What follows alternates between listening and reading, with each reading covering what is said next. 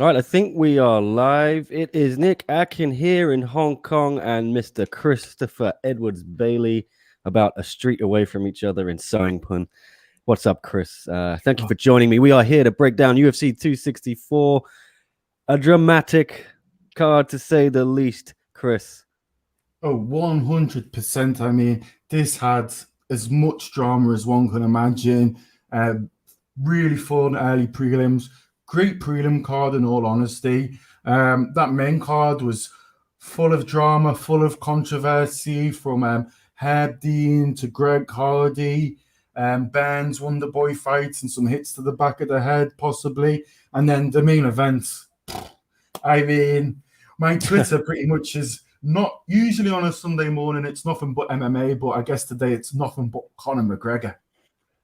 Oh man, I didn't even realize what had happened. Right, I was writing the story, as I go along. I was in the Globe, a popular establishment in Graham Street, with a few friends of ours that you might know as well, Chris. And yeah, I thought McGregor had just survived the onslaught. I had no idea he'd broken his leg, but then it quickly became apparent, didn't it, that this fight wasn't going to continue, and it was over just like that. I believe Dana clarified it's something, the shin, the tibia bone that is broken, and McGregor is going into surgery tomorrow. Could be out for a while, huh, Chris? Oh yeah, definitely. In all honesty, it's probably going to be until some point early next year, in early 2022.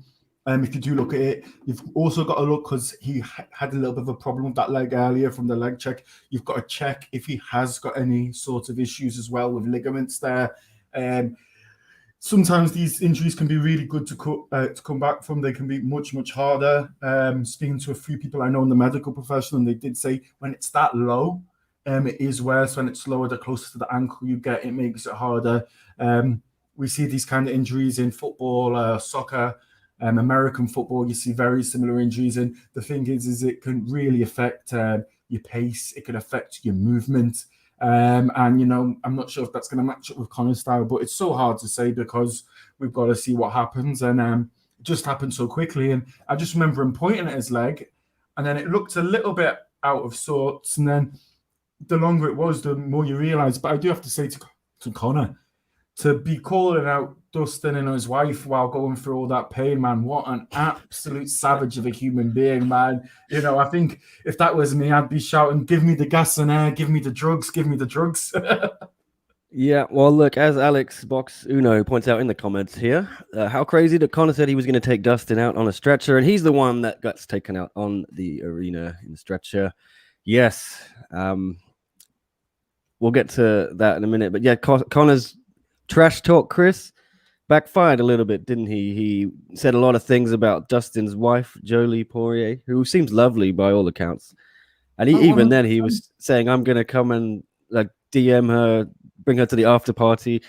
Just weird, needless chat from Conor. I understand he was upset and fired up, but you can't really flex when you're lying on the floor with a broken leg, right? Dustin just walked away, and I think Dustin comes out of this, correct me if I'm wrong, with a lot of credit the way he's handled himself before the fight, after the fight, during the fight.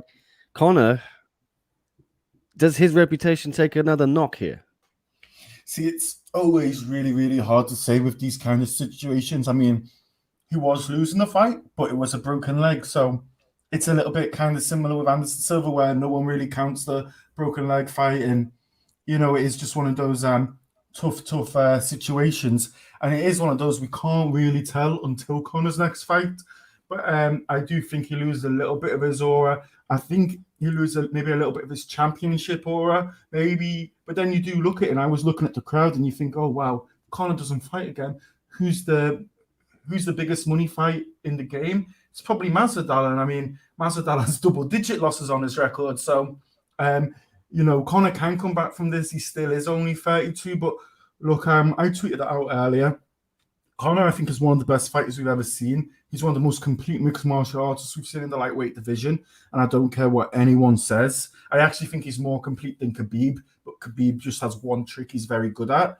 But my issue is, I think we've been robbed of the best Conor McGregor, a man who didn't fight in 2017 I don't think he fought. Did he fight Khabib in 2018? Took 2019 off and had one fight against Cerrone in 2020. So inactivity has not been this man's friend. And I think this injury and further inactivity, I just don't think it's going to work out for him. I mean, look, it's a young man's game, MMA, but most importantly, it's a fairly active man's game. I think it does help to be active.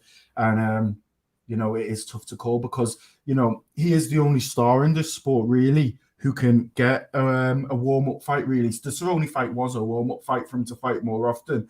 And he probably won't get that. I think Dana was saying in the post-fight press he wants to do Oliveira versus Poirier and then have Poirier versus Conor 4 as the next fight. And it's like, wow, can you actually throw Conor into a title fight when he's 1-3 in his last 4? Doesn't sit right with me. I guess he has been fighting all the top guys. Even when he fought Cerrone, I think he was ranked 9th. So still fairly decent, but doesn't sit right with me. Yes, Dana White did say that he wants Conor v. Dustin 4. He says the rematch is there, just like the rematch with Nate Diaz is always going to be there. Dustin did touch on that a little bit in his press conference. I'm just trying to find the quote here, but he sort of said, this isn't verbatim, but he said, look, Conor is 1-3 or 1-4 in this division. He's got to go get some wins now. But if he goes out there and starches somebody, then he jumps right to the top of the contender pile just because of who he is and the name he is. So I don't think it's impossible for McGregor to get back into that picture. But I don't want to see a 4th fight anytime soon. I do think McGregor needs a win. First of all, Chris, he's going to have to heal up, isn't he? 100%. I mean, if you do look at his record, Eddie Alvarez is his 1 win at lightweight. And that's a good win. Welterweight. He's got 1 win lightweight. In theory, I'm 1 win off Conor McGregor at lightweight in the UFC. So is everyone else, Yeah, but look, I think McGregor's 1 win at lightweight was Eddie Alvarez, like you said, but that's an impressive win, and he devastated Eddie Alvarez. But that was 4 years ago, right, or 5? I can't. November 2016. Yeah, November 4.5 years. Yeah, it's crazy to think that was the last time we saw Conor really be Conor McGregor in an octagon. Is it just over for him? Has he reached the peak? Is he ever coming back? It's a tough question. Sorry, I'm putting you on the spot today, Chris, because you're the only guest. It's absolutely so hard to call. It's there's not many people in professional sports who take large parts off, particularly in the youth. You see it sometimes people come back. You kind of have something similar maybe with David Beckham going to LA and then coming back to Milan and PSG. You kind of had something similar with Bjorn Borg back in the day, retired at about 28 and then came back at 34 to play professional tennis again. I'm trying to think of someone in the fight game who's had, big, long retirements. People do talk and compare him to Floyd Mayweather. GSP. That is true. That is true. But GSP1 has a totally different style. He relies a lot less on his fast twitch muscles. He's always had fantastic cardio. And we do have to put into perspective that GSP had that huge run at welterweight. He came back, kind of got Bisping at the right point. And I think in that Bisping fight, Bisping was winning that fight all the way up until the submission. Yeah, agreed. Yeah, that is totally it. Agreed. Another point I wanted to get to, I'll get to it in a minute. I'll just read a few comments from the lovely people in the chat. Alan Bones Jones is back. Good to see you again, Alan. He says he doesn't want a 4th fight. He thought Dustin was looking great. 100% agree with you there. Even though Dustin didn't win the fight per se, I think he would have won it. Conor didn't seem to have much answer for what Dustin had. Dustin was taking over towards the end of that first round. No JHK, asked Luke Lopez. No sign of JHK. I messaged him, but he's not got back to me. I think he did a fight companion, I think, with James Lynch. Those two always do those things, so maybe he's a little too tired today. But John, if you're out there, you can jump on at any time you want. We love to have you. If not, no problem. How's it going, folks? Miggs is back as well. Yes, sir. Been a while. Been pretty quiet from us. Sorry, guys. I have been busy. I'm sorting out a moving apartment, and there's other things going on at work. It's going to be a difficult time for me because of the Olympics, so I'm not going to be doing too many MMA podcasts over the next few weeks. But we will be back strong after the Olympics, won't we, Chris? Yeah. the people seem to turn on Conor. Did you feel that, Chris? I'm not Um, sure. Quite possibly, I think as well with some of the fights that had gone on earlier, they'd all been fairly emotive. Apart from the Sky Adana fight, no disrespect to the women, a great fight, but people do have a very strong feeling when it comes to Sean O'Malley. People do have a very strong feeling when it comes to Greg Hardy. People have had a similar thing going on with Burns booing him and supporting Wonder Boys. You could hear the cheers of USA, USA, and I mean, Poirier is from America. He is from Louisiana, the South. It does, I believe, share a border with Texas, but I might be off there. It might be just one more state over. So, he does have an affinity with them. The whole week, man, I've been finding Conor's build-up. I've been finding his trash talk a little bit old, a little bit repetitive, a little bit corny, and a little bit cheesy. It reminded me of something that if I would have said to yourself, for example, or John or anyone, and I said, can you do a Conor McGregor impression? I felt like I was watching someone do an impression of Conor McGregor rather than the fast, quick Conor McGregor we had in the Eddie Alvarez, the Aldo, the Nate Diaz. Even the Khabib fight, like I think the trash talk in the Khabib fight was much better. I think maybe some people are getting a little bit tired of his antics, but he is still the biggest superstar in the game, as evidenced by tonight. I haven't seen the pay-per-view numbers, but I assume they're huge. I don't know the numbers, yeah, but Yeah. be a while before they get another McGregor pay-per-view number. Mary in the chat. Hello, Mary. Good to see you again. Always a pleasure. Martian. What's up, Martian? Says it's a beautiful end of the career for Conor. Do you think he's going to fight Jake Paul, Chris? I don't think Conor's going to fight Jake Paul can't kick him, so that might work in his favor. That's absolutely true. The problem is with Conor now, with these back-to-back losses, is that Manny Pacquiao out of the window? Because I don't think Floyd will want to fight Conor after Floyd's relatively disappointing performance against Logan Paul. I know Conor's much more a similar size to him, so it will be easier. But I don't think he's going to fight Logan Paul. I think his MMA career is kind of hanging on by a thread at the moment. And I think with that, everything else he kind of does is holding on to it. I'm not saying he's going to lose all of his endorsements and his clothing line, but the value does go down a bit because he is first and foremost an MMA star, and it's a winning game, right? This was the point I wanted to say. I forgot to say it earlier, but do you think Conor overtrained for this fight in any way? Because he clearly had the plan to use the calf kicks, and the injury first happened when Dustin checked one of those. You could see it. Was it stupid to do that? And did he possibly overtrain the leg? Did they have micro fractures there, micro tears? Do you think he had softened up his own leg? And on a side tangent, was it smart for Conor to go away from what works best for him? Still be mindful of, obviously, the calf kicks that Dustin was going to throw, but should he have come out trying to kick Dustin's leg off? Sorry, it's gone very dark on my end. I think the sun has. Yeah, that's absolutely no problem. I thought he looked really, really good tonight. I thought he looked better than he did in the first fight. I thought he was taking a much smarter approach to it. My biggest issue is, in all honesty, is I would much rather see him himself go over to back to Dublin to train rather than, I think this camp was in Dubai and the previous camp was in Portugal. I think sometimes he surrounds himself with too many yes men. I think he should be in Dublin, and to tell you the truth, I think he should copy what some other fighters doing. I think he should be renting a studio apartment in a slightly run down part of town and really reminding him of what made him hungry, what made him the Conor McGregor he was. Anthony Joshua, 6 weeks before a fight, he moves into a studio apartment in London because he wants to feel hungry again. He doesn't want to wake up in Versace robes. And I'm not sure if Conor doing his fight camp in Dubai is exactly that. I don't know if he's really putting himself in the most adverse situation. I think it'd be best to be in Dublin. He did leave the family behind, right? This time, at least.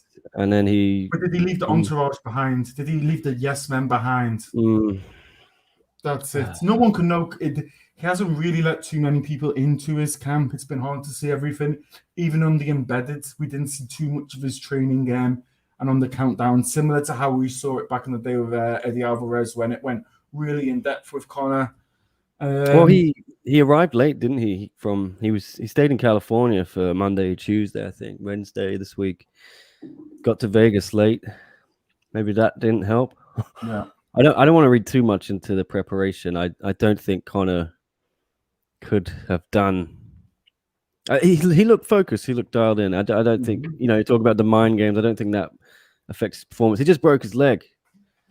Yeah. But I love SPG. I love Coach Kavanagh, but sometimes it does make me think, there are a lot of fighters, particularly in Europe, where they move over to America, or you even get some fighters where they split the base. So Leon, I think, can't remember, is it Alliance that Leon trains with when he's over in the US? And then obviously he's got his own gym in the Black Country, and then get a few fighters like that. I think Michael Venom Page goes over to Stanford from time to time. I would very much like to see Conor take on just another set of coaches. And, if that was even a Winkle John, if that was a Henry Hooft, I think would do absolute wonders with him. And in total honesty, I would love to see Conor maybe get out to California, maybe with Pereira, and I'd love to see him actually just go to AKA and get down with Makachev and DC and Nurmagomedov and those guys and just, hey man, you know what? I'm going to let him in.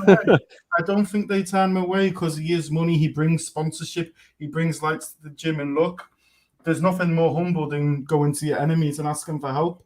That's all I'm saying. They would not let him in the door. He wouldn't want to go through the door. You know how proud that man is? He's not going to let his... He's not going to do that. That's quite possible. But you could always get the checkbook out. Do you know what I mean? Well, look, let me read some comments here and some questions. Please do remember to give us a like and a subscribe if you haven't already. Hit the notification bell, all that shit. And download Fanatics Fantasy MMA from getfanatics.app/SCMP. The link is in the description. And I'll put it on this ticker here now, so you can see it there. We will get to our picks in a minute. I just realized, Chris, I completely forgot to do my picks this week, so that's pretty bad. I only realized very early in the morning, so I only just did the main event. So I had the first 5 from the main event. What an idiot. Yeah. But some comments here I'll read out quickly. Back on Martian saying, I don't think Conor has that much to do in UFC now, and the biggest money for him is in the influence of fight. Miggs says he needs to heal up quick if he wants to fight Pacquiao. Man, he's going to be running for president soon. Scary stuff. Yes, indeed. Maybe that fight's never going to happen now. Mary saying good point about Conor overtraining and going out of character. Yes, that's fair enough. A question from Alan. You can answer, Chris. Conor versus RDA and Charlie Olives versus Salon Hair Poirier. I think those are 2 good fights. I think Olives and Dustin are going to fight, but on RDA had a little argument with Conor, didn't he? They saw it on Embedded.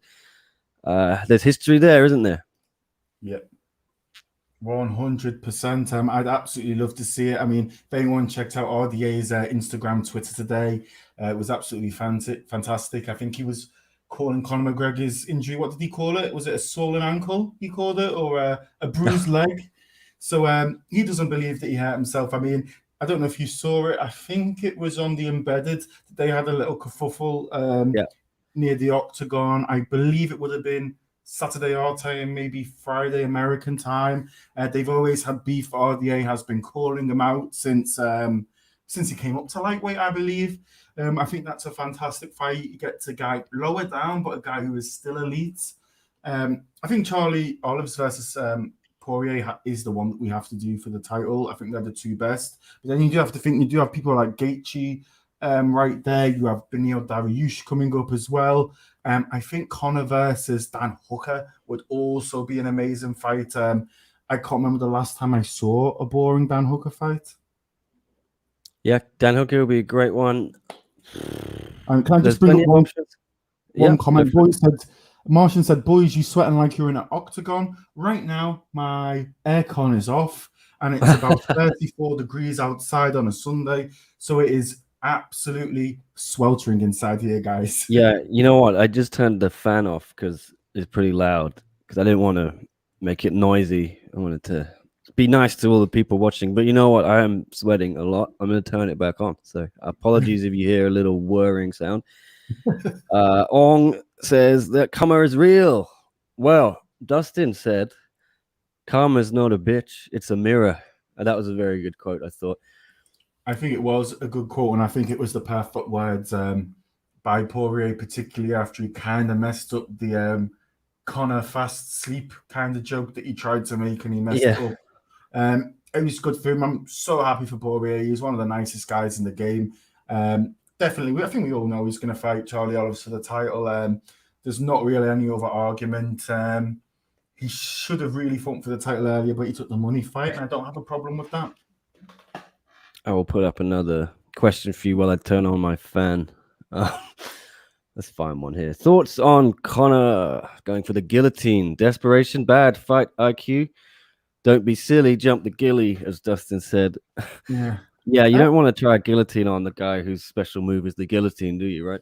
Oh, yeah, 100%. But I thought it was a smart move for Conor in that position. I think Poirier was taking him down.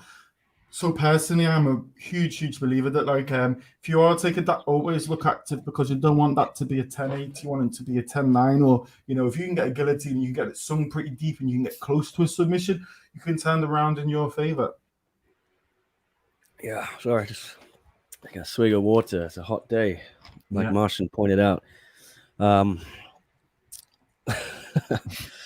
Yeah, I'm very hot today. Okay, more stuff here from anyone. What did he said? It was a bruised foot that RDA was taunting Conor about. I just looked up that tweet actually. Let's have another look at it.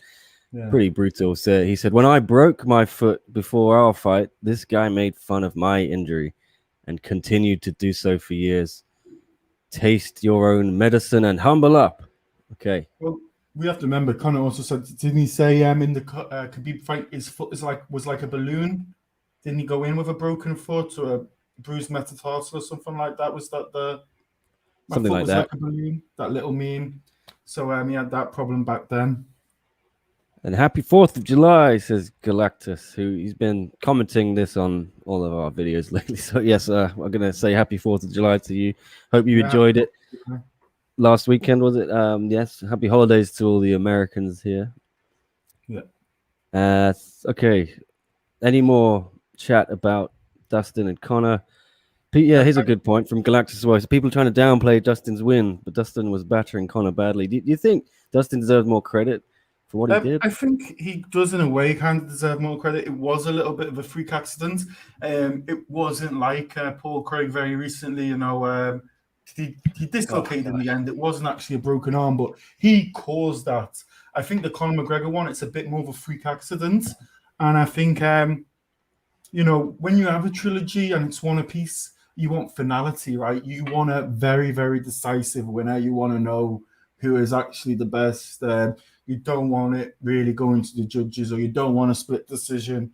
And with this injury ending in TKO, I don't really think, in my opinion, I don't think we actually got the finality. I don't think we got the chapter written that anyone really wanted. I think even if you ask Dustin Poirier, I don't think he would want to win it like that. I think there's probably 100 other ways he'd rather win, probably starting with a sweet knockout. Some other notable fighters have commented on this. I'll try and bring it on screen. Khabib was one of the first to do it. I don't know if you've seen it already, Chris, but he's weighed it in. Yeah, let's find it. Khabib Nurmagomedov, of course, Conor McGregor's once great rival. He's been retweeting everyone else's comments about it. Good always defeats evil. Very happy for Dustin Poirier. I hope you will get the belt at the end of the year. And then he retweeted something from Chamak Carr saying that Conor was leaving on a stretcher. And then he retweeted Daniel Cormier, who said, crazy to think at the end of the weigh-in, Conor said he would be taken out on a stretcher. And now Conor gets taken out on a stretcher. Man, this game we play is so crazy. Hats off to the Diamond of Lafayette, Dustin Poirier. Jake Paul, I saw something as well from him. Oh, wow. Yes, what does he say? My new offer for Conor McGregor is $23. Hey. And then he's saying something to Dustin Poirier now. Yes. Well, didn't work out well for Conor. That's what happens, isn't it, Chris, when you run the risk, when you talk shit, and it doesn't work out for you. Absolutely 100%. And just very quickly, while we do touch on the pause here, something very interesting I found. Both the pause are in attendance at the UFC. And did you see every celebrity they could? Jared Leto, Travis Barker, formerly of Blink 182, Derek Lewis, Bill Belichick. They were all bringing them up on the big screen, but they gave no love to the pause this time, not like when they were in Miami. And I think Dana White's got a little bit of paw beef going on, because I think he must have been the one to tell them to keep them off the broadcast, right? Oh yeah, Donald Trump was there. He turned up in the Wonder Boy, or before the Wonder Boy bout, I think. I'm sure he should have turned up a bit earlier, because that fight was pretty boring. We'll get to that. And then the main event ended very abruptly. Yeah. Hopefully Donald saw a bit more. But yes, good friends with Dana White, of course. They go way back. I think Trump put on the first UFC shows, didn't he? And there was that thing called Affliction they ran, and very, very history between. For a very, very long time, I believe it was Trump's casino. Was one of the few they could have. Was it the Taj Mahal, or was it a different one? Yeah, I think so. Yeah. Anyway, and I would just say to Alan Bones Jones, that Travis Barker kiss was legit the most ugly kiss I've ever watched in my life. Oh, what is this? Want to throw up. What is this? Travis Barker he gave a really tonguey, horrible kiss to Kourtney Kardashian. Is it? He's dating one of them. I'm gonna find this on Twitter. Hang on. Do I want to see it or not? I don't think you want to if you've eaten recently. It might not stay down. Well, I'll try and find that. But while I do, Mary Changos said the pay-per-view, according to Dana, was between 1.6 and 1.8 million buys, so not quite over the 2 million we usually get with Conor McGregor, but still absolutely super.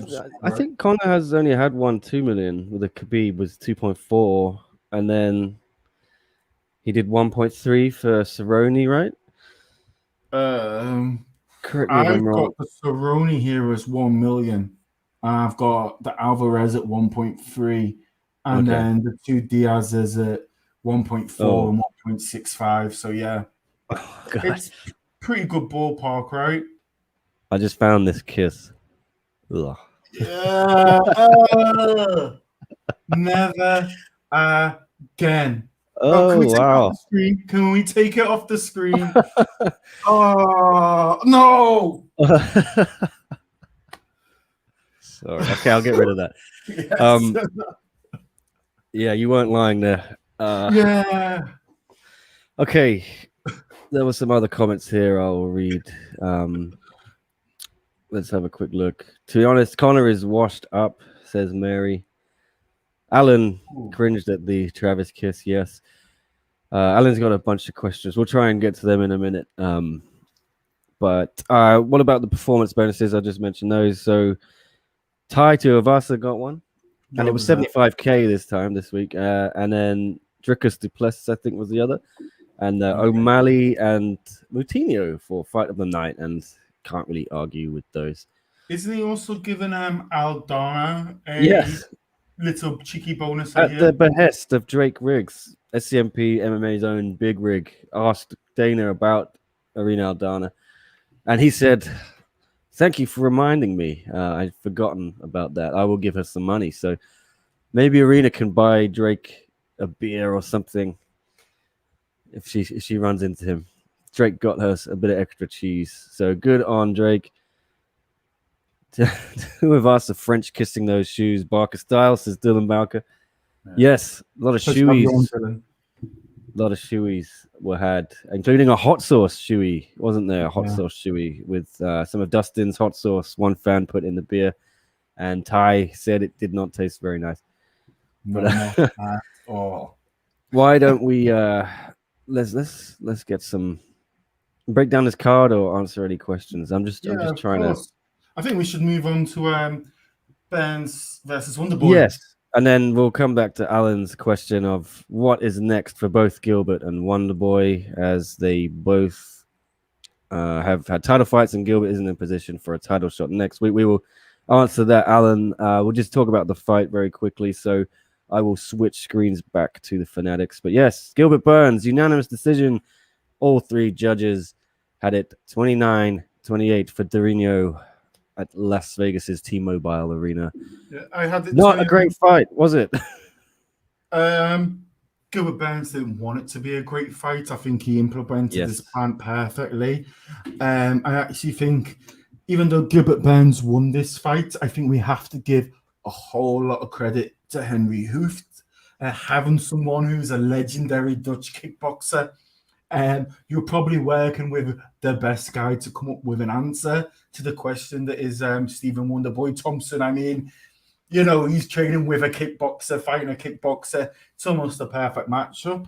And as John's interview with Gilbert, he revealed he'd been training with Raymond Daniels, right, at Sanford. Yeah. Brought in Daniels who for is that camp. Also the wife of Colby Northcutt, right? Yeah. Husband of Colby Northcutt. Sorry, I'm not doing a Conor McGregor there. You're doing a McGregor Poirier, yeah. I don't want any beef the Northcutt / Daniels family. Yeah. I mean, Sage is pretty jacked now, so piss him off. But I thought it was a fantastic fight. I think really it was that first round that really showed Burns' path to victory. I think Wonderboy came back very, very well in the second.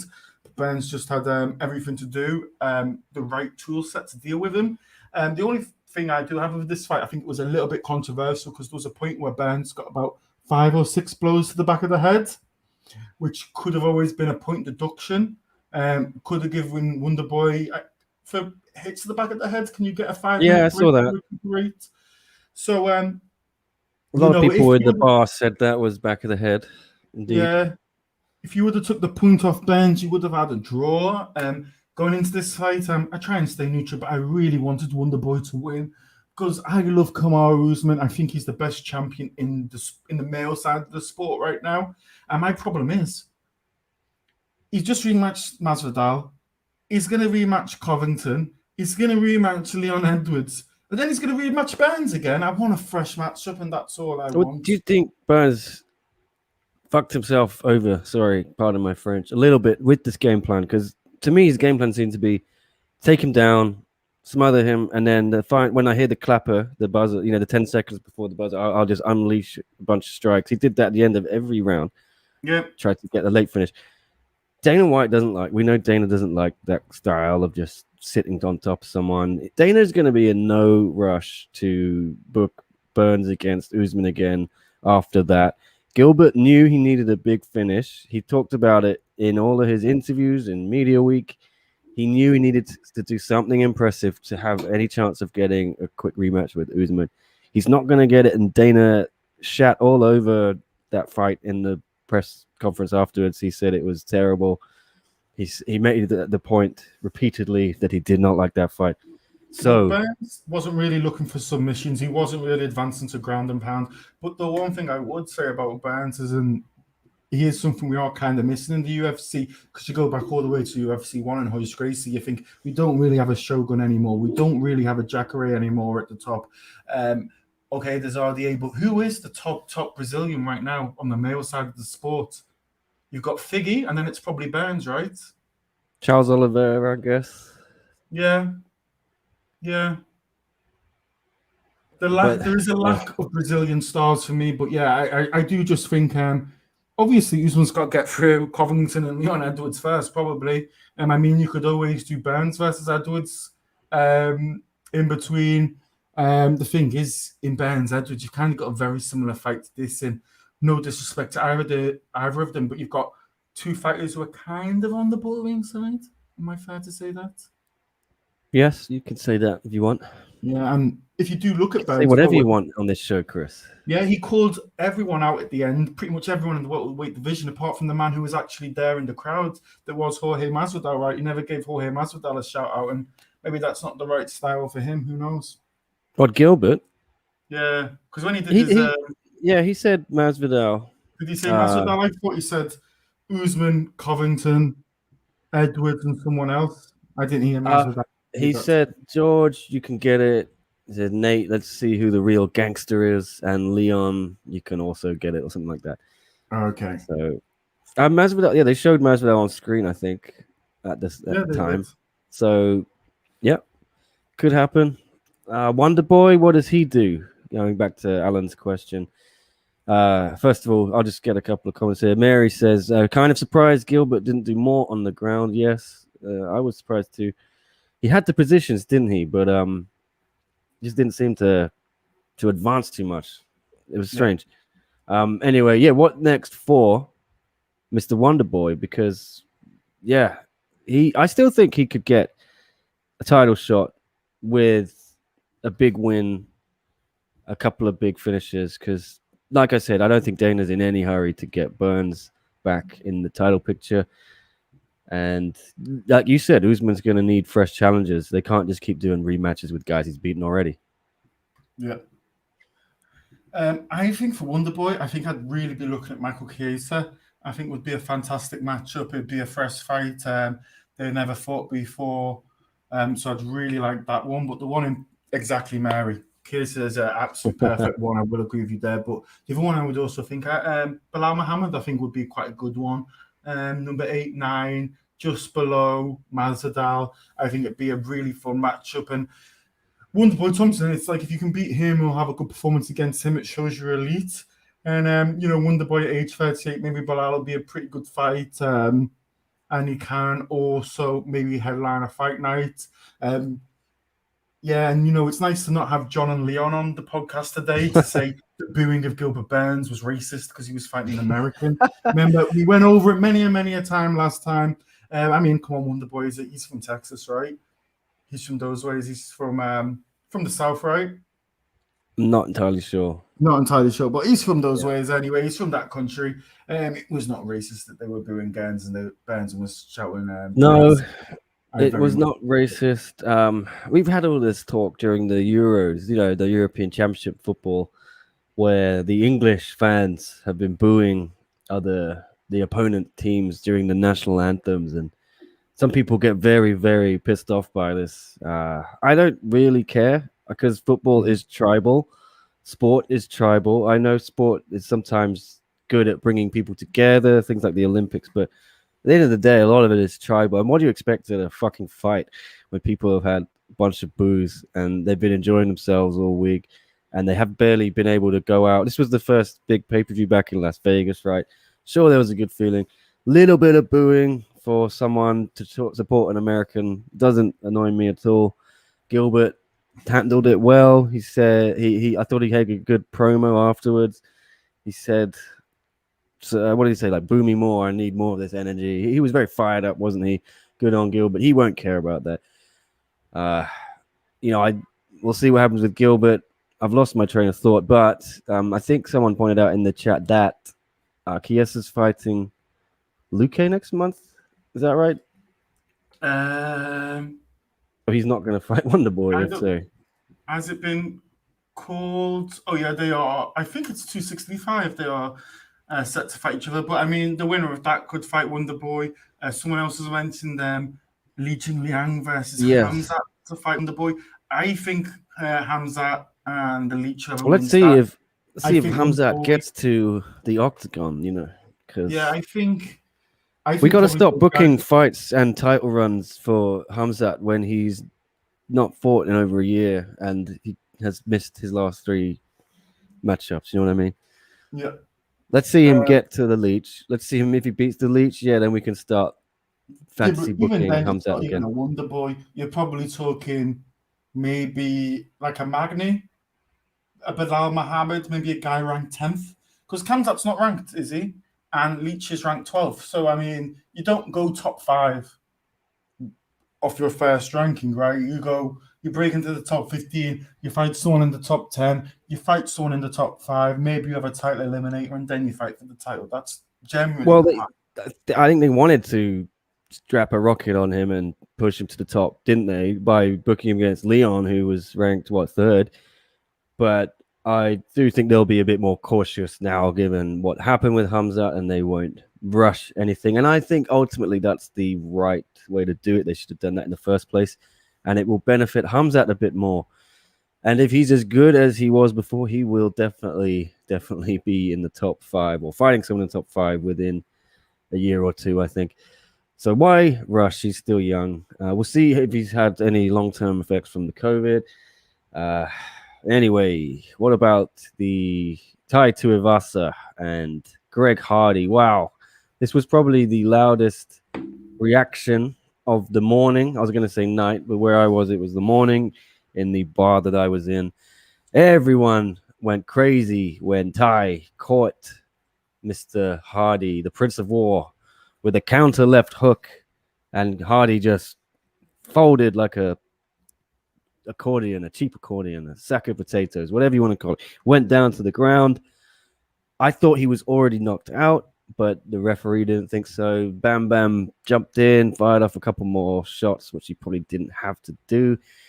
And that was all she wrote. 1 minute, 7 seconds. The first round. 3 wins in a row now for Tai Tuivasa, Chris, after losing 3 in a row. He is back, it's fair to say, better than ever after linking up with Mr. Daniel Cormier and AKA, right?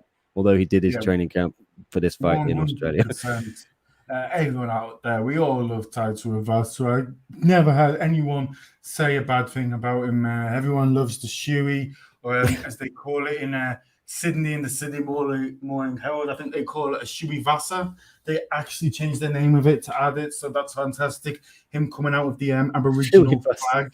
That's really good. In particular as well, when it's Aboriginal History Week at the moment in Australia. I thought that was a fantastic nod. And he did I think he did an Aboriginal dance celebrating. One of our good friends at South China Morning Post, Mr. Jared Watt, has been pushing for Australia to increase Aboriginal Week from 1 week to a month, similar to Black History Months they have elsewhere in the world. Just absolutely got to love this man, and everyone who loves Tai Tuivasa, the guy opposite him, everyone tends to hate because of his previous history. You know what? I tweeted that out earlier. I don't know if you want to get my tweet up. You don't have to. I would like a few more followers, though. But Greg Hardy, this experiment, I don't really see a future for it. I'm not sure right now if this is where he should be. Everyone he has beaten in the UFC is no longer in the UFC. I think,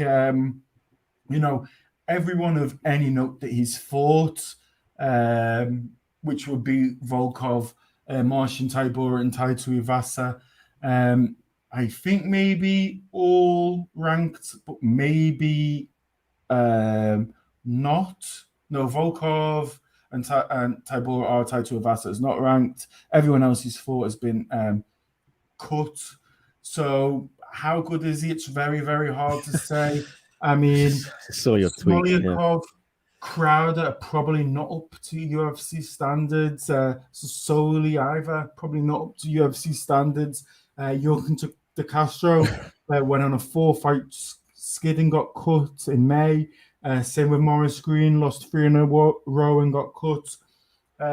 Probably his only good win is Juan Adams, which 2 years ago now. He has been very active. He is still learning. I mean, look, he is 32, which is not at all old for a UFC fighter. But yeah, and that's a nice little one. He is very lucky that heavyweight's not the deepest. But yeah, that's it. I don't know the future for Greg Hardy. I don't know any really good matchups for him. I would think personally the Taffa fight. I think Taffa would be a very good fight for him. Someone who likes to fight with their hands down. I still don't see his cardio getting any better. But I just feel like he's just one more loss away from really getting cut, because I would assume, coming from the NFL and whatnot, he's probably not on the money he should be on. He's probably on a much higher inflated sum, right? Probably. They love him for some reason. I don't know why. I don't think he's worth the hassle for them. I mean, Greg Hardy, he seems like a charming guy at all the press conferences, but he rubs a lot of people up the wrong way. Obviously has a bad history, or he denies it all. He says, I did nothing wrong. I wasn't convicted by a judge. Make of it what you will, read into it and see what you think. I'm not here to judge him on that. I will just judge him solely on his fighting ability. And like you say, Chris, Greg Hardy, I think the experiment might be over. Sorry, go ahead. His debut was $150,000 with a $75,000 win bonus. So if you do compare that to other people who do make their debuts in the UFC, even people like Manel Cape, I think he was on 30 and 30, even though he was a rising champion coming over. I think Yuri Prokocha was on about 40 and 40, which these are very, very high rates to be coming over. I think most fighters nowadays, they debut at 12 and 12, so he is getting an inflated wage. I don't know. People love to hate him, though, so he does draw eyes, right? Because particularly in America, where people like NFL, huge our good friend, Mr. Kevin Yip in Liverpool, is a huge NFL fan, and he said he only watched the card today to see Greg Hardy get knocked out because he hates him. Yeah, he hates Greg Hardy more than he likes Conor McGregor, for example. That's so strange. Like they have, like you said, the 12 and 12 they put everyone on now, and Dana said this is something else that I found funny in the press conference. Someone asked him about the 75K bonuses, and they said, "Oh, you're going to do this permanently?" And Dana laughed. He said, "Ha, no, that would fuck up our budget. Seriously." I'm like, weren't the bonuses? Weren't the bonuses higher on the last two Conor McGregor pay-per-views and the Masvidal pay-per-view? They put them up. I think he put them up to 75 on the Conor versus Poirier. Conor made him do it, and I think they might have done it for the Cerrone one, but I'm not sure. And I think they did it for Masvidal. Well, he said maybe they might do it for pay-per-views or huge pay-per-views, but who knows? Well, here's his words. I wrote it down. He said, "I was in there giving a fighters meeting, and it was a big fight. I was getting all fired up. I just said, fuck it. We get a little fired up in the fighter meetings. Probably not making it permanent. Haha. It would seriously fuck up our budget." Which is incredible if that giving an extra 25K or 50K every week would end the financial stability of the UFC, I'm sure. Here is Tai Tuivasa talking about his hot sauce shoey. Disgraceful. Don't ever do it. Disgusting. Yuck. Hot sauce shoey. Disgraceful. Don't ever do it. Disgusting. Yuck. There we go. What a guy. What a guy. And great that they got him on this card. But a potential superstar, isn't he, if he can keep winning? But what do you think his ceiling is, Chris? Oh, man, Tai Tuivasa is very hard to judge. I mean, we're calling him Greg Hardy, young at 32 for a heavyweight. I mean, Tai Tuivasa only very recently turned 28, and it seems like he's been in the UFC for a long time. I think he debuted at 24, 23, which is super young for a heavyweight, right? And then just when he got to that top echelon, he kind of found himself a little bit lacking because he came in with an absolute bang and just running through people. He got the win over Arlovsky, and then obviously JD Ivanov, and I can't remember the other one. Then he's come back.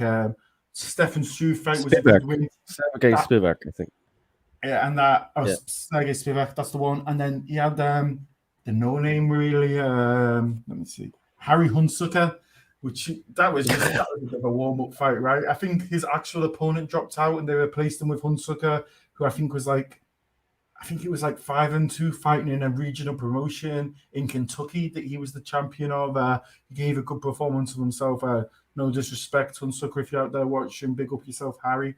I just want to see him really now start to try and break in to that ranking. You know, Spivak is ranked 14th, Ivanov is ranked 13th, so he's not that far off. There's awesome people for him to fight. I think Augusto Sakai would be an awesome fight for him. I think Walt Harris would also be a good fight for him. Alan's put a couple of things here. Walt Harris or Tanner Bosa, both good fights, yes? Yeah, I don't think Tanner Bosa would be interesting because I think after 3 wins, I think probably time to fight someone ranked. I won't run it back with anyone you lost to, really. But I think Walt Harris, Chris Daukaus, Augusto Sakai. I don't know if Tom Aspinall has a fight up yet, but that would be hilarious. I could imagine Tom Aspinall and Tai Tuivasa doing a shoey together, 100%, because Tom Aspinall is that kind of character. He is kind of the character of the heavyweight division right now. Obviously, like you have people like Francis at the very top who has his story, but to me, maybe I'm being biased as a Brit, but Tom Aspinall does seem like the guy there who can kind of make himself a bit of a Cerrone of the weight class, right? And let his emotion and personality come out. Indeed. Jarian Abner here, good comment. We didn't actually talk about this. Maybe we can briefly talk about it. What the fuck was Joe Rogan doing, getting on the ground and interviewing Conor? Well, he sat there with a broken leg. Yeah, It's going to be one of those things that Joe says on his podcast next week, like, I really regret doing that. I'm pretty sure that was Yeah, smart. I'm not sure, but I think he just wanted to get Conor because the thing is, the UFC, they'll clip that up.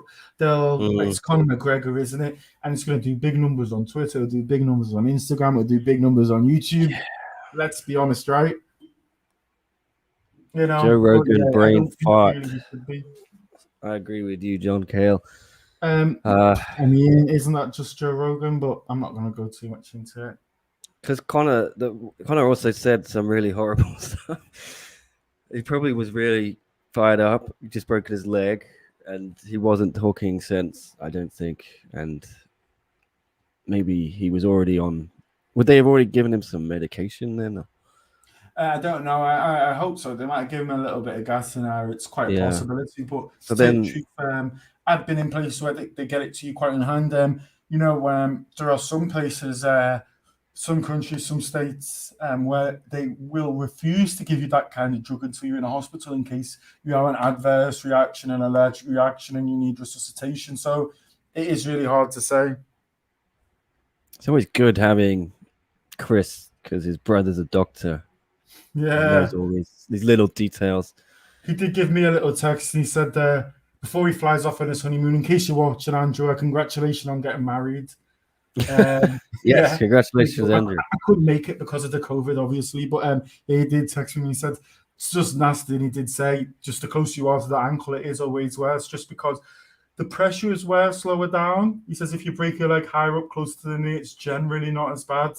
And the further down you get, the worse it does tend to be. And you do think of people like, Henrik Larsson was right down close to the ankle. Jabril Cisse, we're talking about footballers. I don't know enough about the NFL to talk about people breaking their legs. I do apologize to our American fans out there. No, it's always good to have the opinion of legit medical officials. Not the opinion, but the information. The Dr. Leon. Dr. Jennings of Asian Persuasion. Dr. Jennings, who is hiding in his new Bali bachelor pad. No response from Leon. It's been a while since he's been on the show. Considering Bali's on a lockdown, I thought he'd be desperate to get on this to get his opinions out there. The poor guy's had his Facebook page got knocked down again or taken down, whatever you want to call it. Yeah. Asian Persuasion MMA on Facebook facing drama. I will agree with what John Cale there said. It's very similar to Antonio Valencia's. Yeah. He also reminds me a little bit of was it John Honorisa against Alan Smith back in the day, and never came back the same. Is it? Never had the movement. Was a shadow of himself, right? Yes, and here's a good point from Alan, or a question: will McGregor's movement be the same after the ankle injury? Do you think, guys? I know I saw Ben Askren tweet something similar, saying, "Will Conor ever fight again?" Are we in that kind of territory, or what? Yeah, I think quite possibly, but we'll never know until we know how the surgery goes. I mean, you could say the surgery could go terrible, which would make it even worse. Touch wood, it doesn't happen like that. But it's really, really tough to say. And, sometimes with those breaks, it's really hard to know until they get in there. Yeah. But, the one thing is if it is just a clean leg break and there's no ligaments damage, it's actually going to be much easier. Broken bones are actually generally much easier than ligaments. They require a lot less rehabilitation. But he's in his 30s as well, and he's not going to heal as fast as he would have had this injury if he would have had it in his 20s. But it is tough to say. But I agree with John. Well, I think he's going to fight one more time. I had a feeling. I don't know, when I was walking back home to do this brilliant podcast with the #1 podcaster in Hong Kong, Chris Edwards-Bailey, that there's something final. I figured, I just had this feeling maybe we're not going to see him again, and that it was definitely the end of an era for me. I know he's kind of been inactive for 4 years, but this was confirmation in a way for me, like that Conor we saw on the come up, 2013, 14, 15. That guy's not coming back, in my opinion, especially now. You know, if he just lost the fight, got knocked out or something, I would have felt the same. But now with the leg break, And you know what? I just don't see it. You know what the problem is? I thought he looked fantastic against Khabib. I think no one put up as much resistance against Yeah, he Khabib as did. him. But my issue is But then he fucked the off again. Cerrone fight. We saw him 17 seconds, was it? Something ridiculous like that. He got finished in the second round by Dustin. And then this fight finished after 5 minutes. And it's, you know what? If he would have lost the decision, or if he would have got knocked out or submitted in the fifth, but we would have seen him win 2 rounds, lose 2 rounds. And I haven't seen enough of Conor to actually give you a full judgment. And I'm not there in his training camps watching him every day. And I can't see it. But I do think that Nate Diaz fight is going to happen regardless. Yeah, I think Conor took. I know we already talked about Conor for ages. Sorry, but you know, he's Conor McGregor, so we'll talk a little bit about him before we get back to the rest of the card. Oh, what the fuck was I going to say? I don't even remember. I think yeah. So the 4 years he missed, essentially, the MMA changed a lot, didn't it, Chris? In terms of the calf kick became so big. Yep. That just wasn't really something that was huge when he was winning all the time. Is it just something that he can't factor in mentally and physically now? His legs just snapped. Is it something that he's never going to be able to deal with if he does come back? Totally impossible to say. And I'd also like to say, not even has the calf kicks changed the game, but takedown defense has gotten even better. You look at people like Dan Hooker, fantastic takedown defense. All of City Kickboxing, I think, maybe have the best takedown defense. That's probably to do with Eugene Behrman there and our good friends Frank and George over in Phuket. But you do as well. You look at Darren Till, fantastic takedown defense. We saw it from Wonderboy tonight. And, you know, Conor used to have one of the best, but it didn't look as good as the rest. So it is very, very hard to say. Luke Shaw took a while to recover from his broken leg to become Shawberto Carlos, says John. Indeed, Luke Shaw broke his leg, I think it was like 5 years ago or 6 years. And he's only now just really rediscovered the form he was showing. So I don't think Conor's got 5 years to rediscover his form. He is 32. Is he 32? 34? 32. Damn, he's younger than me. That's something to think about. Okay. Yeah, Tony versus Conor, suggests Alan. Well, he wishes we got Tony versus Conor after Tony became interim champ. Can I say something? We all smash Bellator for doing it. Kind of a lot of people say bad stuff about One for sometimes doing it back in the day when they had Melvin Manhoof and Bob Sapp and all these old guys and Hodge Gracie. Arguably, you can say the same about Brandon Vera, but I'm not going to get into that a little bit too much today. But the one I'm going to say is you've got a little bit of a lightweight, I don't know what you call it, Masters League kind of going on at the moment, like a seniors football kind of, where you've got Nate Diaz who's 37, you've got Tony who's 36, you've got Conor who's 32, you've got Cerrone who's 36, 37, and you've got some really fun matchup with guys who are maybe starting to look the first part of washed. I don't know. Yeah. There's been some good fights. Conor's always going to have fights, right? Like you said. Conor versus Tony, Conor versus Nate. These are big fights. And you know what as well? Since Conor became champion at the featherweight, I really want to see him fight in Ireland. I want to see him fill out a big stadium there. Yeah. I know the Irish people hate I say this. I'd even like to see him fight in Wembley because, you know, the Irish will come over. There's a lot of Irish in London. I'd just love one day, or Croke Park, or where they play the rugby or whatever. I'd love to see them get, like, or a football stadium, 40, 50,000 people in Ireland. I think he deserves it. I think he deserves to fight in front of his own fans. I think he hasn't fought there since, was it the fight before Denisiva was the last UFC? I think so. Well, anyway, let's do the rest of this card. Yeah. We could talk about Conor all night. We probably will. Yeah. Probably the next few days, in all honesty, right? Yes. It's going to dominate the news agenda for sure. Okay, Irina Aldana and Yana Kunitskaya. Aldana absolutely fucking battered Kunitskaya. Oh my God. Yeah. Got the finish, 435. Didn't have a scratch on her, it looked like. Did miss weight by 3.5 pounds. Yep.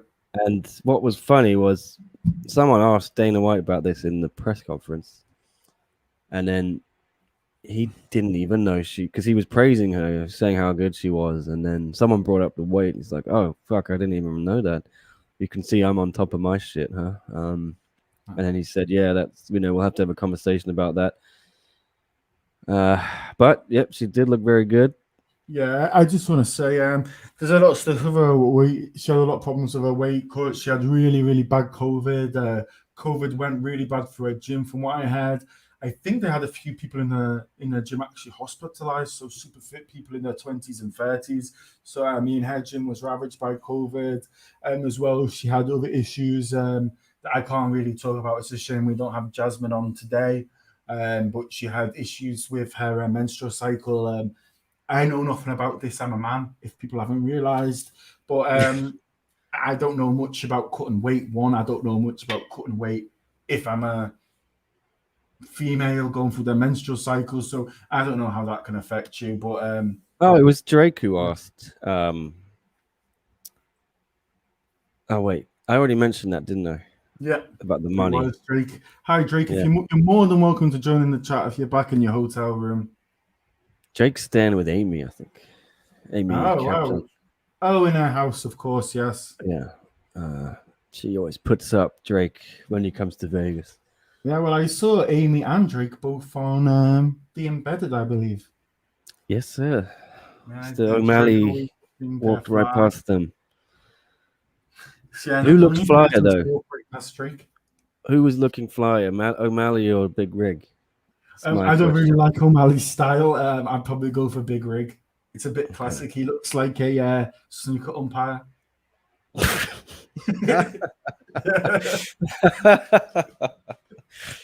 Very good. Very good.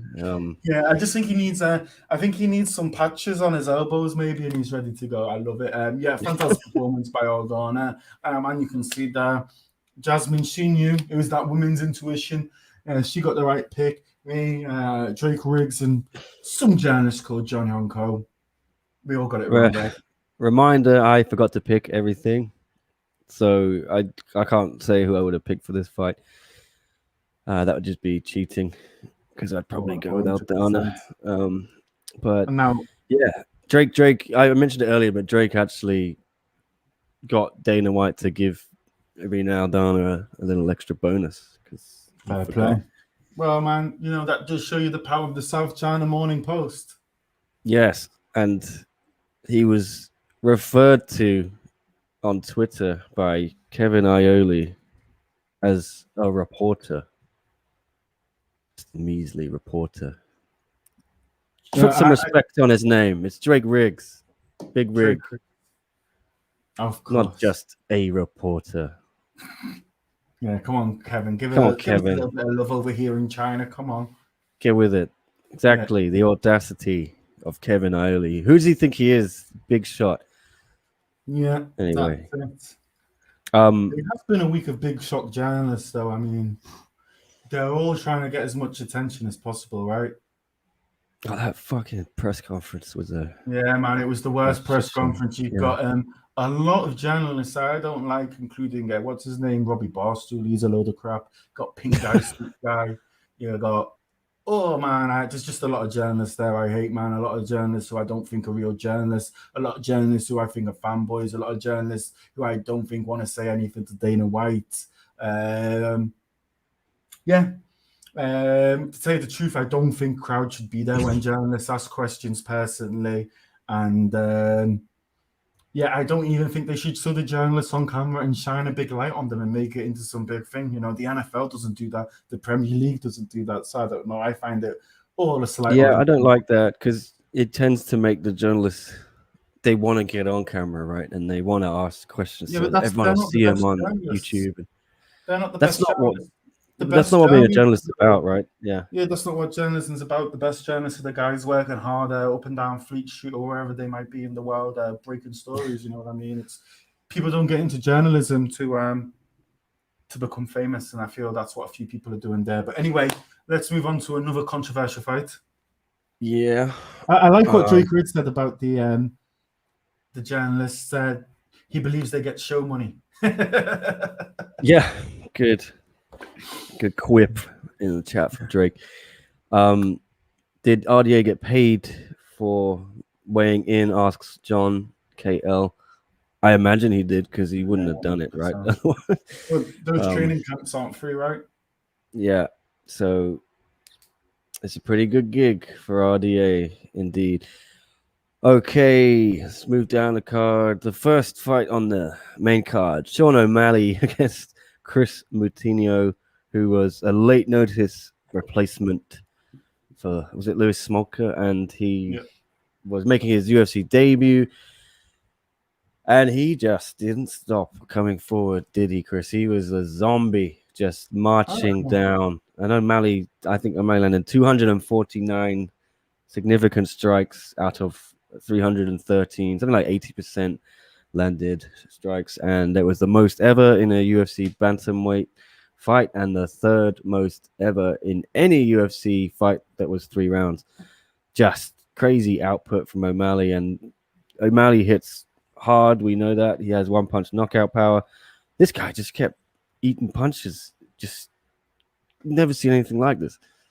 I don't know how he stayed standing, but thankfully Herb Dean called it off with 27 seconds left. I think he could have called it off a little bit earlier. Wouldn't have had a problem with that. But O'Malley gets the win. Yeah, impressive again.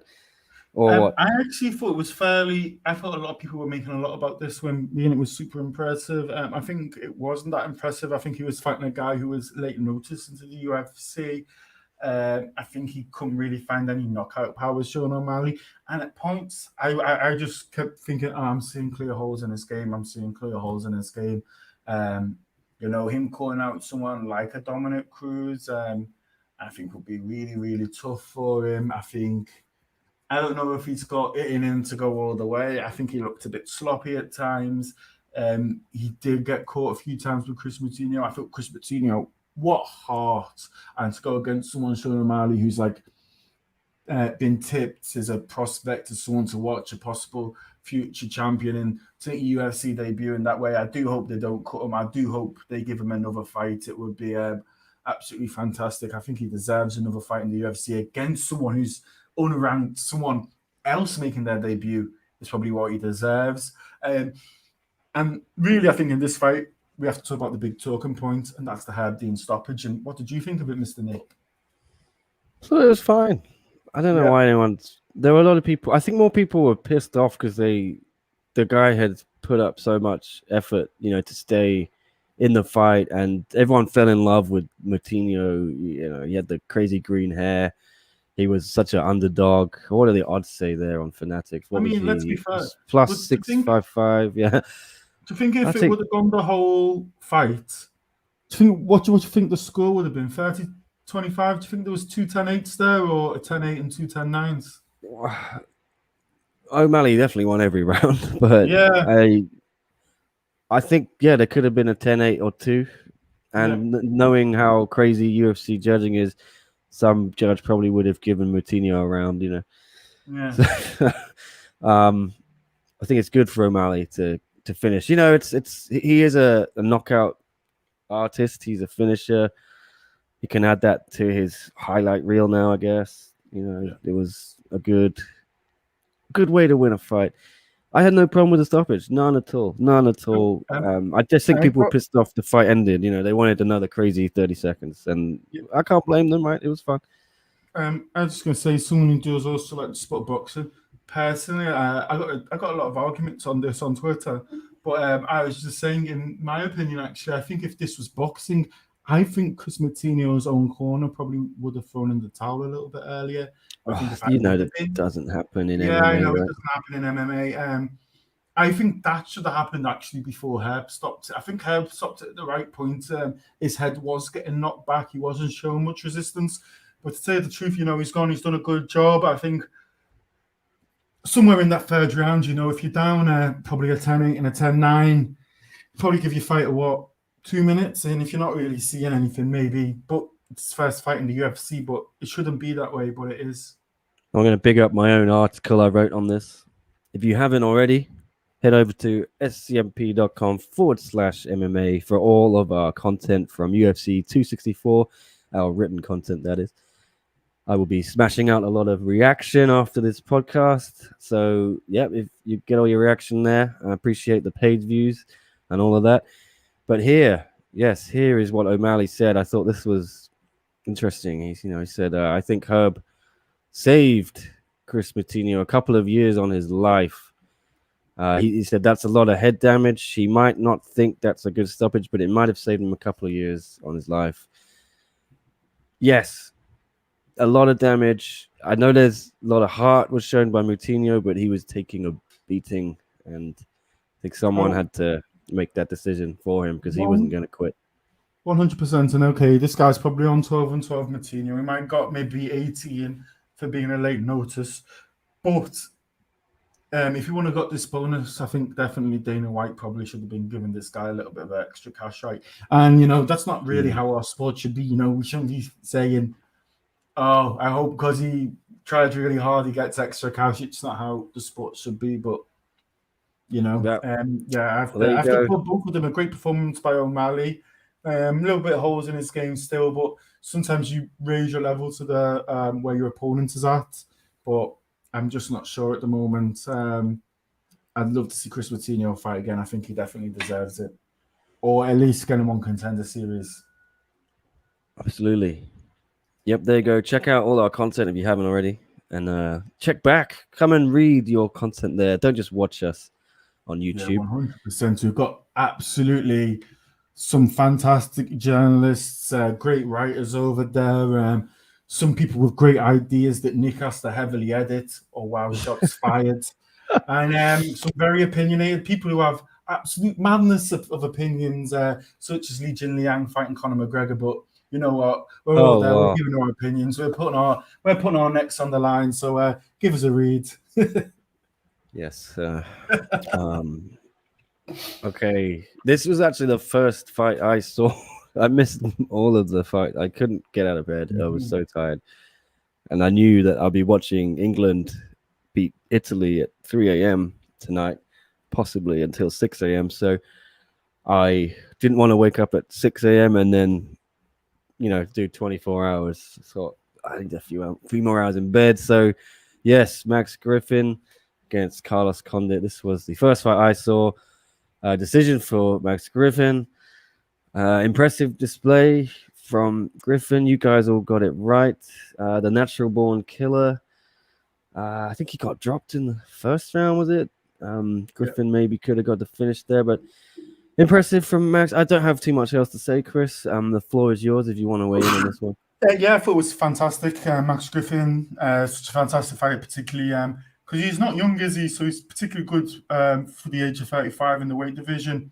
And it's a great win, but it's not really the Carlos Condit of old, is it? It's I hate to say it, but he's faded. He's not quite washed. He's faded. He's not quite what he used to be.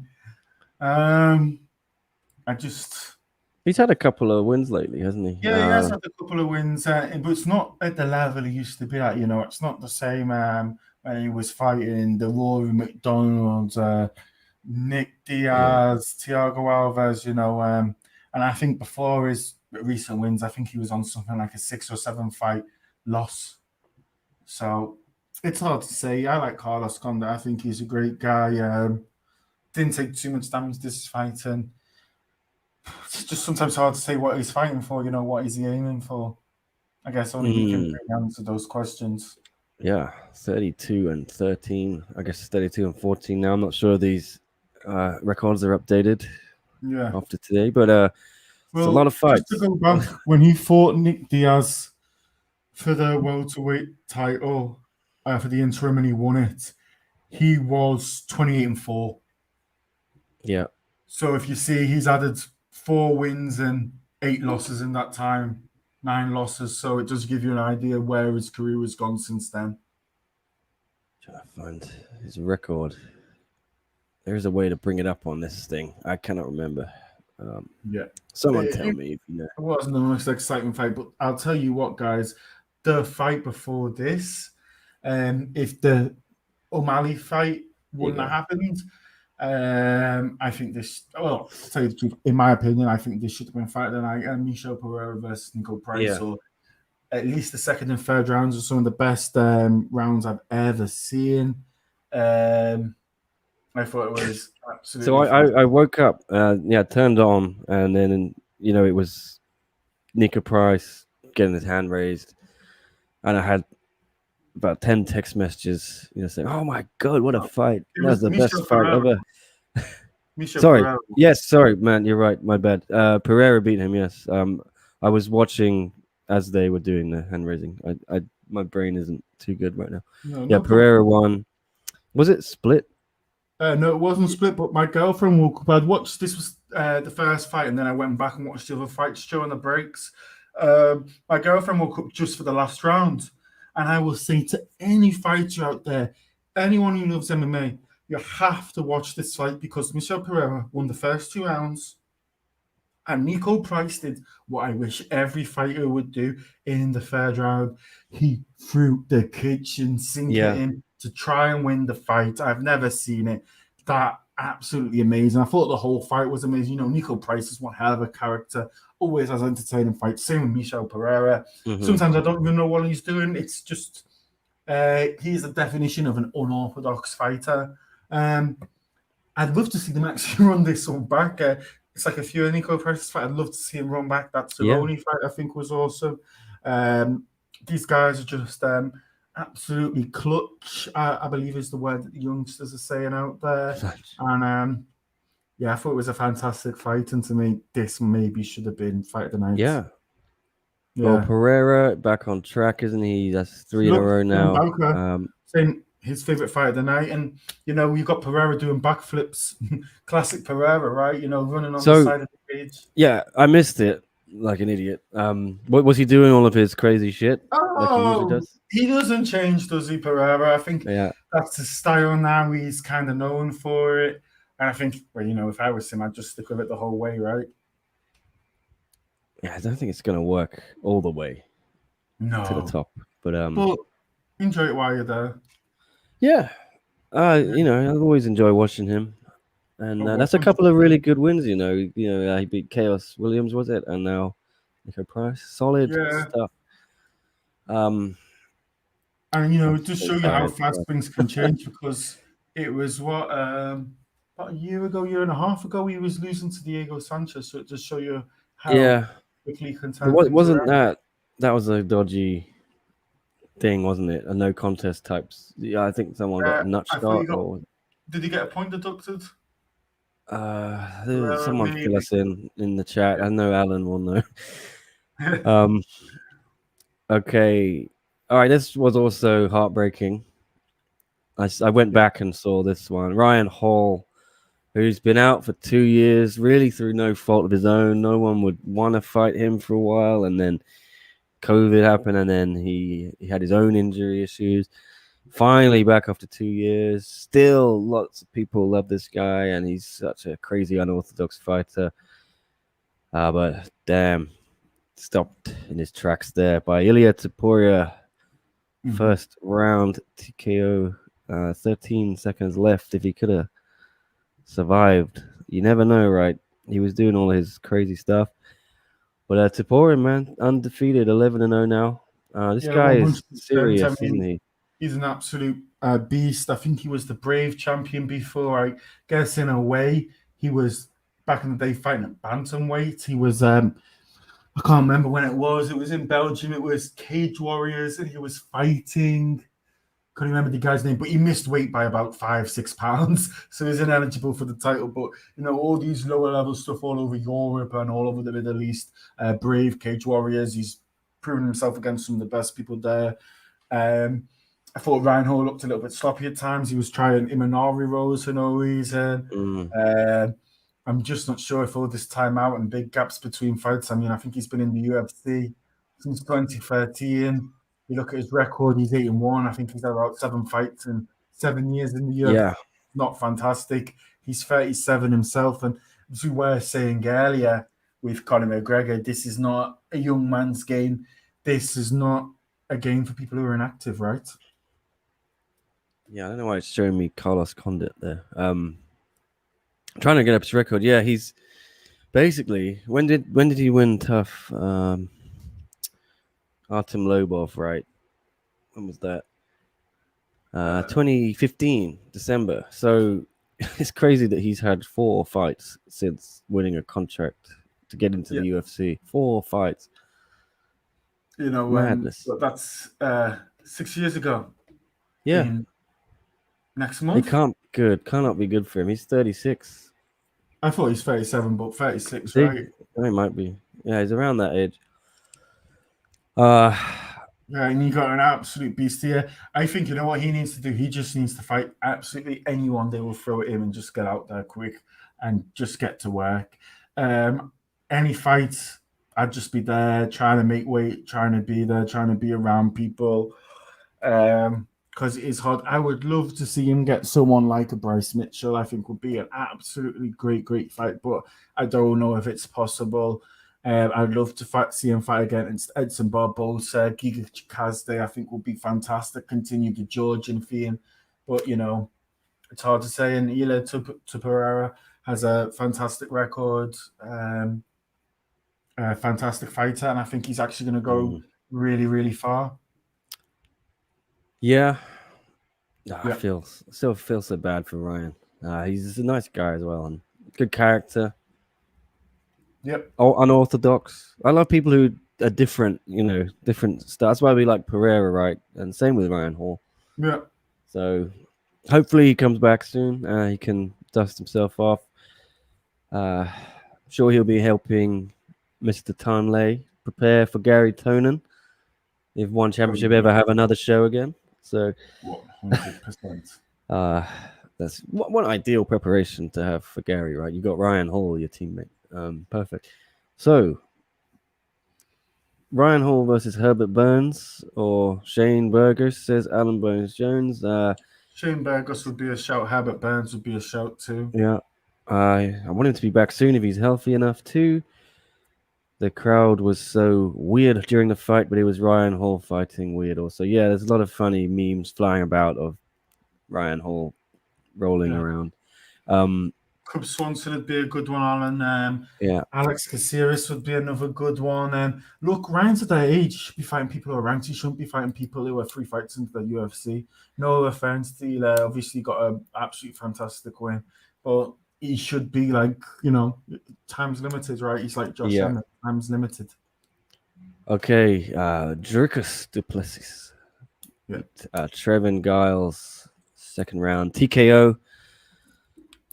He got performance bonus. Very impressive performance, wasn't it, Chris? I'm gonna have to I've just seen, the highlight reel. So tell us about the rest of the fight. Dricus Duplessis, absolute monster.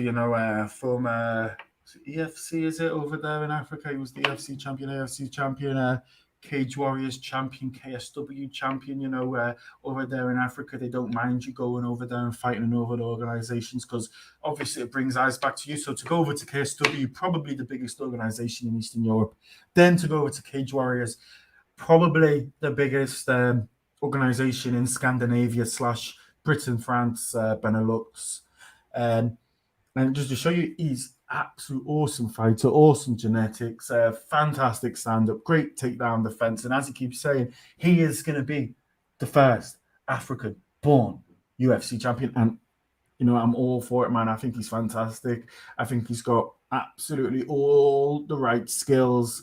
I think just give it a year or two, and I think he's going to be right up there fighting top contenders. It's really tough to say who he should be going at next, but I'd actually quite like to look further down the card, which is strange because it does show you how much they do think of Duplessis, that he was fighting Trevin Giles here. And further down the card, we had 2 ranked fighters at middleweight go at it, right? Akhmedov and Brad Tavares, ranked 13 and 15th. We had them on the early prelims, and I'd really love to see Duplessis fight either of them to try and get a number next to his name. Preferably Brad Tavares, because I think he should fight the winner. I think it'd be an interesting fight because, as Dan Tom always says, always back Brad Tavares to win by decision. Yep, Tavares beat Omari Akhmedov. Why don't we just talk about that, and then we'll go back by to decision. It was a split decision. I think it's the only one on the early prelims we want to cover anyway. And I thought it was a fantastic fight. I thought it was great back and forward. I can see how some people went Akhmedov. I mean, it was a split decision, right? So let me double check. Yeah, it was a split decision, 28, 29, 29, 28, 29, 28. And I thought, in my opinion, I thought Brad did just edge it. I think he showed a little bit more in the gas tank, and I think he showed a lot more variety. And I think his ability to change between from one situation to the other was fantastic. Yeah. I'm gonna have to go with what you say. I missed it.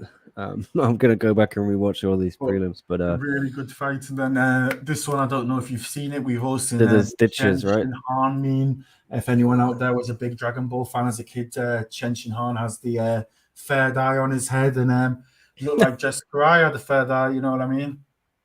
Yeah, I'm trying to My find a girlfriend picture. couldn't even look because she was like, "Wow, that's one hell of a cut." Yeah, I'm trying to find it here, but oh my goodness, yes. Yes, it is. Ooh, Yeah, let's show I feel it. like you We can just see we it showed the playing. Travis Barker kiss, so we'll show this as well. I'd rather watch this more than Travis Ah, Barker's. Yeah, it gives you an idea. Wow. Yeah, Okay. there's some mad pictures out there. It does give you an idea just how deep it was. Go down a touch. Maybe click on that one. The eye. This is what you're talking No, about. up one. Sorry. Yeah, this one. Click on it because you'll see the This. cut. Yeah. Ah, Yeah, there you go. There's the cut. There you see the depth. So it really gives you an idea, right? I mean, look, if she hasn't got a purse of her, she could probably put a few 2-pence pieces there, right?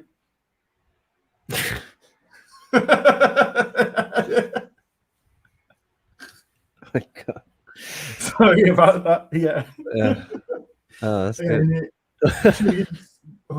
One of the most bloody fights I've seen. I can't honestly remember the last time I've seen a cut that deep. The last time I've seen a cut that deep was the last time I talked to Leon Jennings and all of his conspiracy theories. Shots fired once again. Yeah, you see a lot of Chen Shin Han jokes going on at the moment. Yeah. It does look a little bit like a third eye, yeah. Oh my God.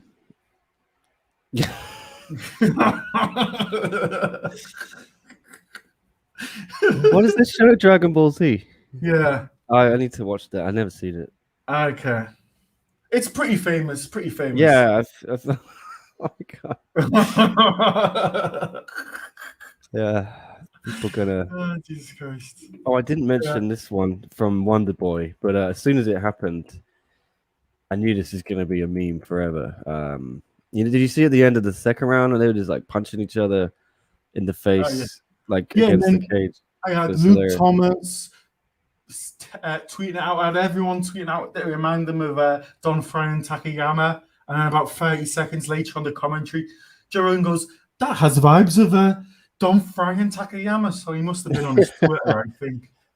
But it wasn't quite as brutal as Don Fry and Takayama, right?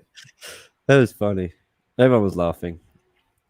Anyway, I think there was only one other fight, so if you want to talk about it, we can. The one fight I want to talk about. Zamagulov and Jerome Rivera. Zamagulov got a first round submission. Again, I didn't see it, so it's up to you, Chris. Yeah, absolutely fantastic fight. He is a fantastic fighter, he has fought some of the best, and some of the people who he's already fought in Kazakhstan have come over and done really, really well in the UFC. I think it was about 5 years ago. He was fighting people like Tyson Nam, like Bagatunov. He beat Bagatunov for the title. They've come over, done really well. John Honko did tweet out earlier that Kazakhstan is producing a lot of great fighters, and it is producing great fighters. And the UFC were planning to do an event in Almaty, or what it is called now, Nur El Sultan. I believe the capital got its name changed to after the Prime Minister over there. I think they were planning an event just as COVID was kicking off. I think it was March or April, but the flights were super expensive for us to get out there, so we decided not to, and it never went ahead anyway, so that was fantastic. But just absolute talent coming out of that part of the world. And secondly, it's a dictatorship. They don't allow freedom of speech, and they have a lot of oil money, and it's corrupt. So sounds like somewhere that the UFC love to go. They love those kind of places, right? They do indeed. Yeah. Well, that's it for the card. What else? I think we'll wrap it up there. Yeah. Just quickly, last 5 minutes. Does anyone have a question?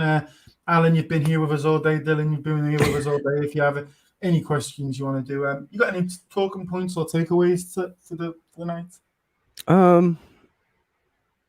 I think we've gone all in on Conor, haven't we? So Yeah. don't want to beat the dead horse or whatever the phrase is, bang the drum. I thought, but I feel like this was a big moment where turning point. we may never see Conor back the same guy. You know, It he reminds me of Bone Thugs and Harmony. He's at the crossroads. Sorry, guys. I should be thinking that no one likes that. But it was a fantastic night. I thought the commentary team was really good. I quite enjoyed DC, John Anik, and Joe Rogan tonight. I thought Joe Rogan was better than he's been in recent times. I thought his in-ring interviews was good. And, it was good, and DC had a good time all weekend. I heard he's a little bit like Leon Jennings. He can't really handle his alcohol. I'm only joking, Leon. All these shots. Was he on the sauce? DC, was he on the? That's what a lot of people were saying. He'd been on the sauce. He was on the sauce yesterday, I think. Yeah. For the media scrum. Yes. Yeah. Yeah, that was pretty funny. I gotta say, the truth, I did have a lot of people being like, "Oh, it makes sense. Probably he can't handle his alcohol, right? Because he didn't drink until he joined the UFC, right? Because when he was an Olympian, he didn't drink alcohol at all, right? Oh, really? Okay. Yeah. So you do forget he's probably been living a super strict lifestyle, right? Until now, yes. And we have a quick non-MMA thought from Alan Bones Jones on COVID cancelling and postponing Fury versus Wilder 3. It's been knocked back, I think, until September, October now. It might never happen. Who knows? I think it's got to happen by October due to the judge ruling, but they might need a change to that. BC to your right. Yes. Here we go. BC to your right. Yes. BC to your right. Wrong screen or something. Or was he watching himself from the TV screen? I don't know. I don't know. BC to your right. Yes. Yes. Sounds like South African or something. Yep. Yes. Oh, well. Oh, yeah, the boxing. I'll just add to the second question as well that he had is Marion Renault versus Misha Tate. I love Marion Renault. I think she's an absolute awesome fighter. She's 44 years old, though. I think by far the oldest woman in the organization. I think there's probably about 3 or 4 men who maybe are doing the very highest of divisions. I mean, look, she's never been finished. Every fight she's ever had has always been finished by the decision. So I actually fancy Misha Tate to come back, and I actually think she's going to be the first person to finish Marion Renault. I think she's going to win by submission. Yeah, I'm not sure. We'll see how Misha's. What's she been gone? 5 years? Something 6? Like that. But I think we've got to get her... Got to get her a cheeky interview right before a fight. Yeah, which would hopefully John or someone else. She looks in better shape than she's ever been in. On her Instagram, looks like crazy jacked. She's not just looking jacked. She's looking just very attractive. I'm going to say she's looking very attractive. Maybe it's not very perfect, but she's looking very attractive. I'll give it that. Yeah, I love Misha. Yeah. And I think, you know, what she's doing, considering she's a former champion, similar to Conor. I'm trying to think of someone else who's had a long time off. No one else is coming to Hall. She's fighting the person you should be fighting after 4 years out. Someone on a 4-fight losing streak. That's who you should be fighting. She's chosen the right opponent, right? Exactly. Apologies, for the Travis Barker kiss, and I had to see it, Alan. I had to see it. Yeah, thank you very much, guys. Adam's just turned up at the end. Sorry, Adam, but I need to go. and eat some food and do Thank some you, more guys. work. See you later. Are you coming to my roof, Chris, or what? Yeah. Let's call the pod. Yes. Much love, Alan, Adam, yes. all the followers. Love you. Like, subscribe. Follow me on Twitter. I had a lot of banter on my Twitter. I was getting a lot of likes. I got retweeted by Paddy Pimblett. Oh, nice. Got retweeted by Michael Chiesa. So hopefully 83 followers. I'm on the long road to 100. Come on, get me there, guys. Yeah, if you don't follow Chris, please do it now. And follow us, SCMP MMA, on Twitter, Facebook, YouTube, Instagram. Trying to be a bit more active on all those things, but it's difficult. I have to do most of it myself. But Drake has been tweeting from the account throughout fight week. So go follow us on Twitter and go check our YouTube page after this stream. We're going to have all the press conference videos, all that shit. And come back to scmp.com/MMA for all the reaction in written form, which I will be doing over the next several hours. And then we're going to watch England. Might see Chris on my rooftop at 3 a.m. with a little barbecue going. Wish you were all here as well, everyone. I would invite you to my roof, but I think it's going to be pretty full already. So I'll see you later. And thanks for commenting, liking, subscribing, all that. We'll catch you again maybe next week for the next one. Peace.